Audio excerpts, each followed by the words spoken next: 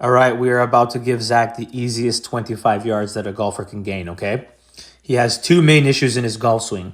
His club face gets way too open because of his grip and because of how he takes the club back, and his backswing alignments in general are going to make it very difficult for him to ever shallow the club and compress it from the inside. So right away early on, you're going to see a lot of early inside forearm rotation. You're going to see a lack of wrist set. And when you combine that with the grip not being that strong, you're going to see the toe of the club pull way back behind him. That face angle is already wide open here.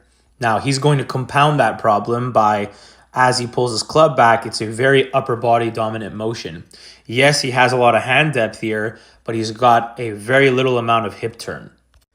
And so when you're somebody who doesn't hinge the club very well and you don't have a lot of hip turn, but you're just shoving the arms across your chest, yes, in theory, you're creating depth, but you're not doing it in the most organic of ways. And so as this club comes up from a very flat position, he's never really going to get that club down the line. It's just really hard to do when you don't have the hip turn to help you, right? No window between the knees here, not a big change in knee flex. His pelvis is not tilting that well. And so what's going to happen is from a very flat position, you see the shaft standing up later, that momentum is going to carry into his transition. So you're going to see this shaft really start to steepen on the way down. It's going to steepen because of how it got to the top, but also because you're going to see a face angle here that is wide open. It is virtually impossible to compress the ball well and gain a lot of distance when the face angle is this open. Number one, you're creating too much loft, which is going to create too much spin, and that's going to kill your ball speed. And number two, because the shaft was going back very flat, it's going to naturally start to steepen and, like I said, get very over the plane. Now, it gets over the plane in part because of his backswing, in part because his only chance of ever getting this ball towards his target, the club has to kick out and on top, and he has to cut across it to start the ball left. So a combination of a poor face angle and poor backswing alignments are not helping.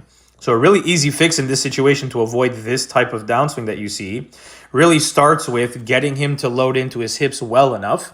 So getting more depth to his right hip, creating a bigger change in knee flex, so you'll see a bigger window between the knees. That should help him to set the club more down the line. Obviously, in this scenario, you're also engaging the lower body a lot better, which is going to allow you to transition in the correct sequence. So it's not just such an upper body dominant motion.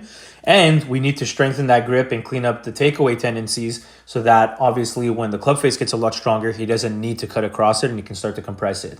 Like I said, the easiest 25 yards a golfer can gain.